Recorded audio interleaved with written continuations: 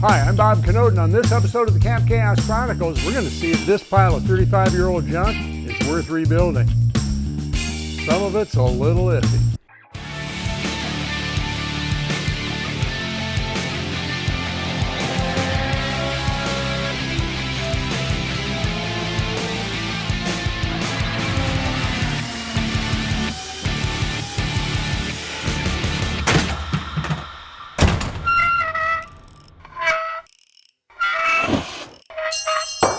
Dang it.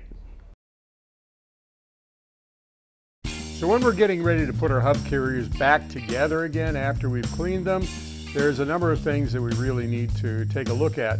First of all, we're going to start out with the hub carrier casting itself. Now there's a number of things you want to look at.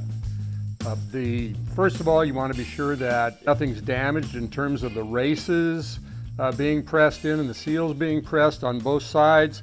Oh, by the way, don't ask.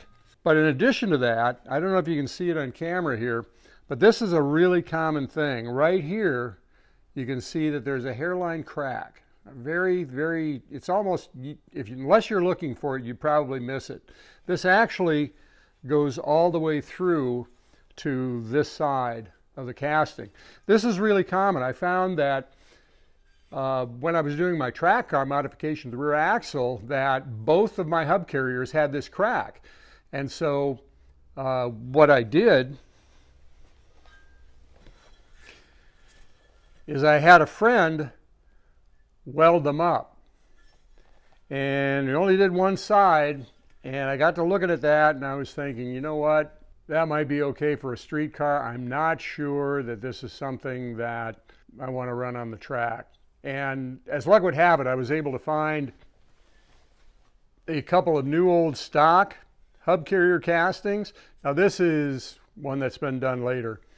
The welding wasn't all that great on this one, but what I did is got these two brand new ones and then took this plate of 6061 aluminum and had those welded on. This can be used. It's just not real pretty at this point. The interesting thing about this is that when I was having this welded, the guy that I had doing the welding, his name is Roger, and this guy, when I first met him, he was standing in the middle of a pile of main rotor linkages for the Israeli IDF that the company had been contracted to work on.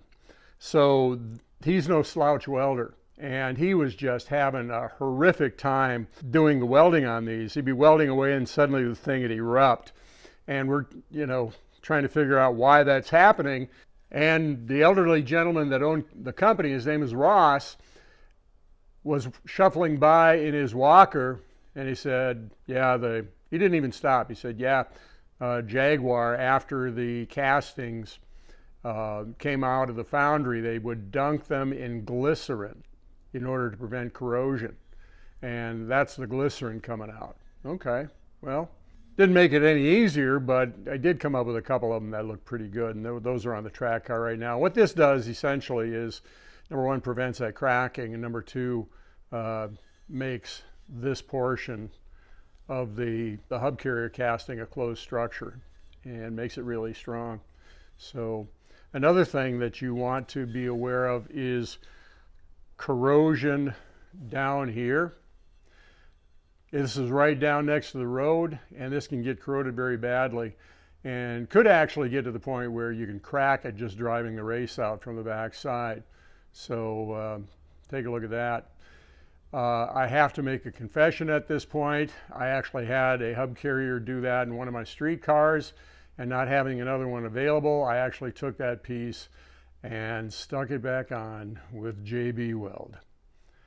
And you know what?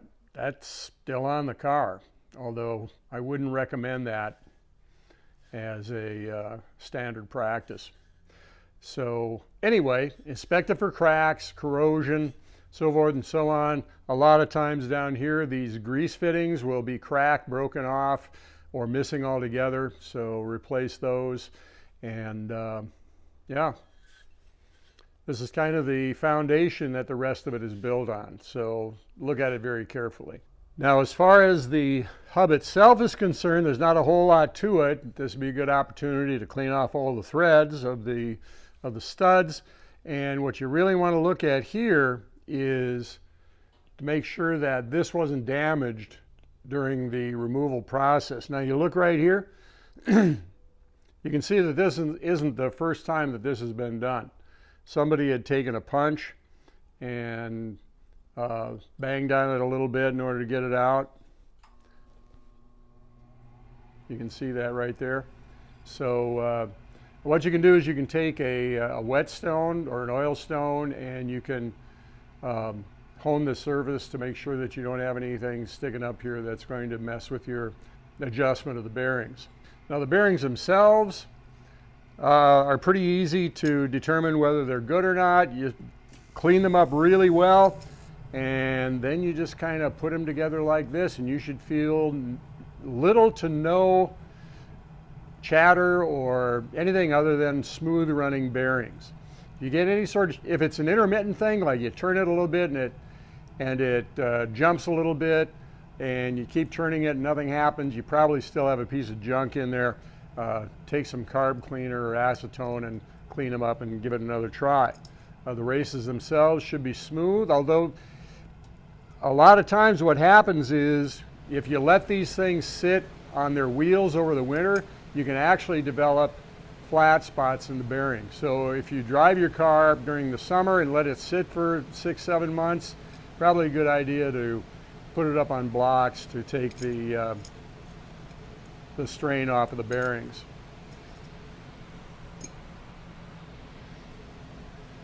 This is an inner bearing, and it's got a little bit of a rumble to it.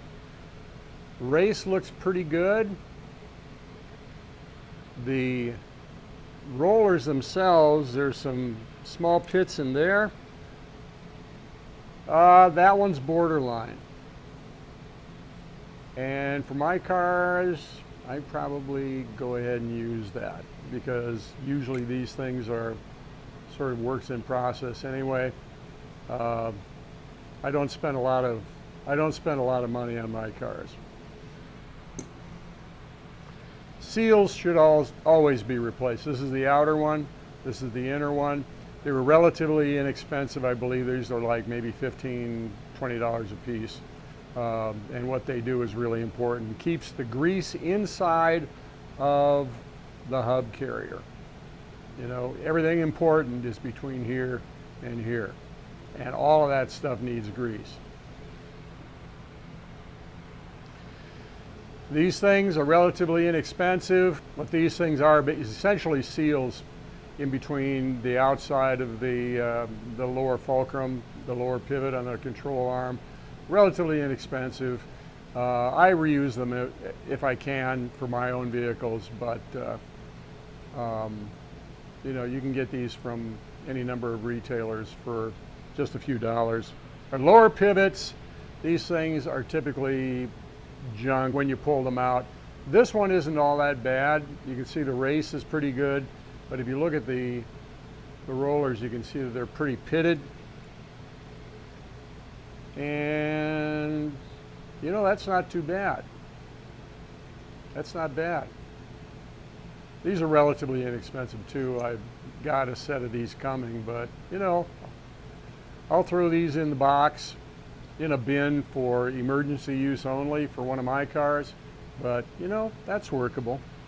And you got to remember that these things aren't spinning the same speed as the wheels are. These things, this is basically what they're doing their entire lives. So as long as you keep the, you know, this clean and that seal in place, these things should last the life of the vehicle. But they don't. See if you can find a real junk. Yeah, here we go.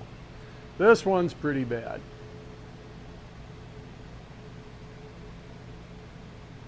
You can see that the race is pretty pitted. The rollers themselves aren't that great. And doesn't feel bad, but again, that's going to be replaced. Now, when you put this together, you're going to need some of these. These are the shims that set the spacing between the pivot bearings themselves. We've got this tube here that the bearing cones fit on both sides, and there's supposed to be a certain amount of clearance in between the two, and this shim fits on the end like this, and that will adjust the the play between the bearing. Get a few of these. Now what you can do is you don't have to go to the Jag dealer for these. You can go to a company called McMaster Car, and they've got these all day long, various thicknesses. Get the thinnest ones, of course. And also we have these shims as well. And these shims go between the outer race and these parts that go on the outside are the things you actually see when you pull your hub carrier off of the car. And what these things actually do is they set the clearance in between there's that pickle fork on the outside end of the lower control arm. These shims set the clearance in between this part right here, which is basically out at the end of the stack of bearings and shims and tubes and so forth, and that control arm, and it should be a fairly tight fit.